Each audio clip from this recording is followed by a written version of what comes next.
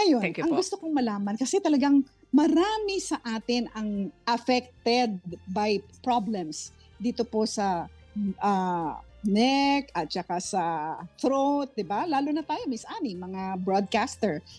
Dok, Yes. bakit po mahalagang bantayan ang kalusugan ng head and neck area kahit minsan hindi po natin ito napapansin? Ayan. Sige po, Dok. Well, actually, very important siyang bantayan because tulad ng sabi ko, lahat ng primary communication natin, yung primary functions ng katawan tulad ng breathing, speaking, yung ating paghinga, no? Lahat yan nasa head and neck. Sometimes akala natin walang problem, simpleng sipon lang, simpleng ubo lang, pero yun pala ay mas malalang problem na siya. So mas maiging bantayan natin siya at tutukan natin siya bago pa man siya lumala para mas maagapan natin siya ng mas maaga. Mas maagapan na mas maaga, the better yung outcome natin. Early Miss detection, Annie. ika nga. Ayan, early detection. Mas Yes. maagapan. Early detection yan. Mm. Okay. So, Oo, kasi ah, Miss Annie, di ba? Lagi nating sinasabi, kapag late mo na pina-check up Detect. at late na detect, mas malaki ang gastos mo. Kaya tama po yung sinasabi ni Exactly. Doc. Ayan. Yes. Okay. Oo.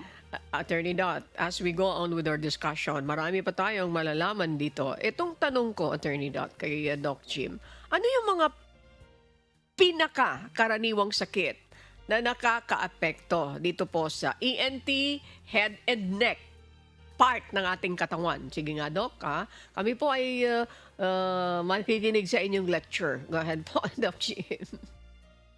Well, number one pa rin nakikita ko sa mga clinics at pinaka-common pa rin na nagpapakonsulta ay yung mga problems sa ilong. Halimbawa, nagkakasipon, sinusitis, no? Masakit yung dito sa noo, masakit yung sa face, masakit yung tenga, nagkaka-infection sa tenga, and of course, yung mga bukol sa leeg at saka sa ulo, no? Tulad ng, for example, mga kulani, mga thyroid problems, and very common sa mga pastors or yung mga nasa profession ng speaking, journalists, no, teachers, call center agents. Ito yung ating voice.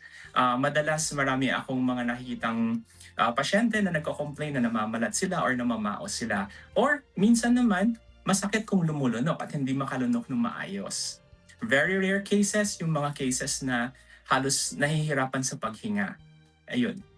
Oh, naku, Attorney Yeah. Dot, yan pala yan. Magandang i-dissect ito ng gusto. Napaka-importante. Oo, kasi si Attorney Dot, Yes, bukod Miss sa Annie. pagiging abogado, nako, ito'y singer At saka napaka-high pitch. Alam mo, Doc Jim, hindi mo pa siguro nakikita, napapanood kapag kumakanta ito. Ano po? Sa UP, ito yung mga Oo. magagaling na grupo Yan. Yan, si Attorney Dot, kilalang kilala Pero yan. alam- Sige. Oo. Attorney, go please. Alam mo, Thank Miss you po. Annie, sa totoo lang thank you very much for mentioning na kumakanta ako. Pero actually, Miss Annie, you know where I usually get my sore throat? It's from teaching.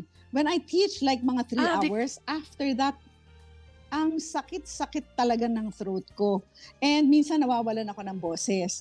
Kaya ngayon, ang gusto kong itanong kay Doc, Doc, ano po ba yung mga symptoms na hindi po dapat baliwalain dahil maaaring indication na po ito ng malala na condition, especially for yung sa throat, no? Yung sa ilong. Sige po, Doc. Go ahead. Ang magandang tandaan natin dyan is yung 3 to 5 days rule. Actually, pwede nating extend up to maximum of 2 weeks, but more or less 3 to 5 days. Kung yung problem natin, halimbawa, earache, or hindi makahinga ng maayos, or pamamalat ng boses, ay hindi nagre-resolve ng kusa within 3 to 5 days, isang sign na yan na kailangan magpakonsulta. Ibig sabihin, hindi na siya basta-bastang minor problem lang. Maaring nag-umpisa na itong major problem. So halimbawa, nagkakaroon tayo ng mga singaw. Minsan isipin natin singaw is just like very common, ano? Pero kung may singaw tayo, more than 2 weeks na, hindi pa rin gumagaling sa same area, isang sign na yun na kailangan magpakonsulta. Same yan sa pamamaos or pamamalat. Kung nawalan tayo ng boses, hindi siya na bumabalik talaga in 2 weeks time, then that's a sign we need to seek consult na po. Ayun. Ah. So, Miss Annie, baka pag 1 day lang, baka napagod ka lang talaga. Baka naman the following day okay ka na. Pero pag umabot ng 3 days, Aba, lalo na kung mag 5 days lalo na kung mag 2 weeks na. Ibig sabihin, ay, takbo na sa doktor, di ba, Miss That's Annie? correct. That's Yes. correct. Attorney Dot, susugan ko yung mga tanong mo na po. Okay, nabanggit niyo po yung mga palatandaan. Ano pa yung iba pong red flag symptoms para sa head and neck na pwede natin masabi, oo, may problema na ito? Kasi kanina, meron din kayong binanggit na yung singaw, kung more than 2 weeks na, ano ito, Doc? Kung hindi ka na makahinga, what does it mean? Tapos, kung namamaos ka, mayroon akong naririnig minsan, yung boses niya parang Rod Stewart. Nung nakilala ko siya, ganun siya. Pero, later Bonnie on, Tyler. yan, mga ganyan. Pero later on, tama si Doc, mayroon palang problema. Sige nga, Doc, may explain mo ito. Ayan, Miss Ana, ano ang red flag symptoms para sa head and neck problems? And then, may baka tuluyan na, cancer na yon, pwede nang tawagin cancer. Sige nga po, Doc Jim. Thank you po. Well, unahin ko na lang yung pinaka-common lalo na sa profession sa teaching or sa journalism. It's yung pamamaos or pamamalat. So if for example, nawalan ng boses or namalat or hoarse, no? We call that hoarse. For more than 2 weeks, it could be a sign na pwede siyang nagkaroon ng polyp, very simple polyp or minor polyp, or a vocal cord nodule. However, yung nodule or yung polyp could also be a sign na pwedeng nagkaroon ng cancer na.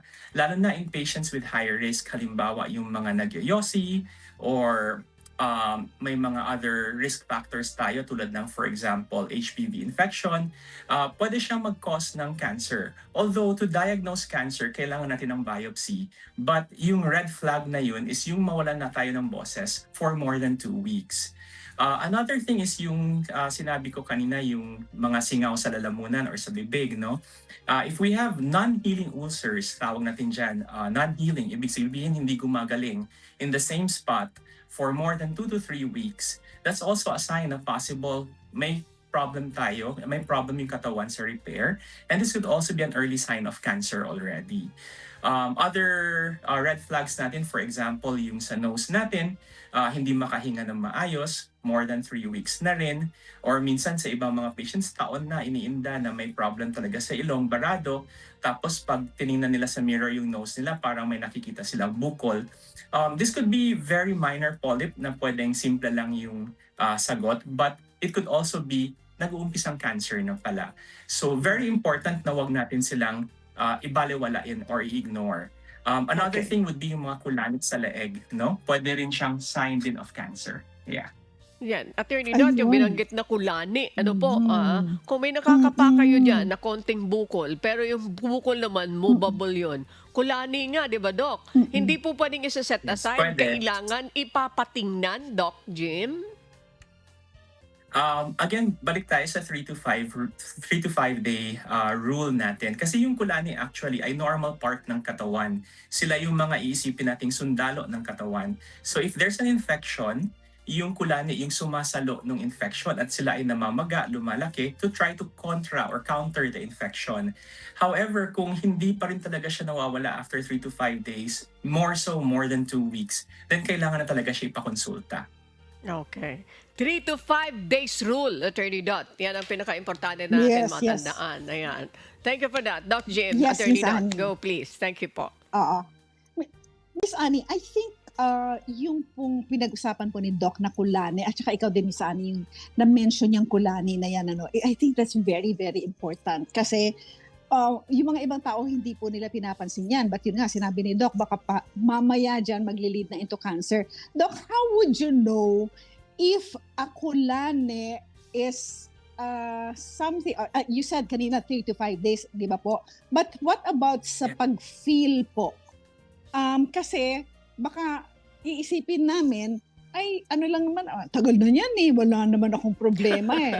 How Tagal would na we yan. know? Di ba, no, Miss Annie? Yeah, yes. How would we know na no, that's not a simple thing. Lalo na if it's been there for a long time. Does the size matter? If, Yes. if for instance, it's bigger already, should we already Yes. rush to a doctor? Sige po, Doc. Well, number one dyan is if hindi siya Go ahead, gumagalaw. Doc.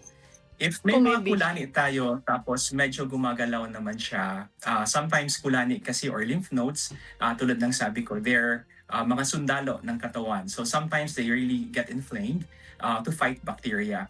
But if for example, bigla siyang naging fixed, hindi siya gumagalaw, or hard, matigas, or meron ng kulani matagal na tapos Yun. biglang in a span of a few months biglang lumaki, dumami, then these are red flags already na kailangan ipakonsulta na talaga.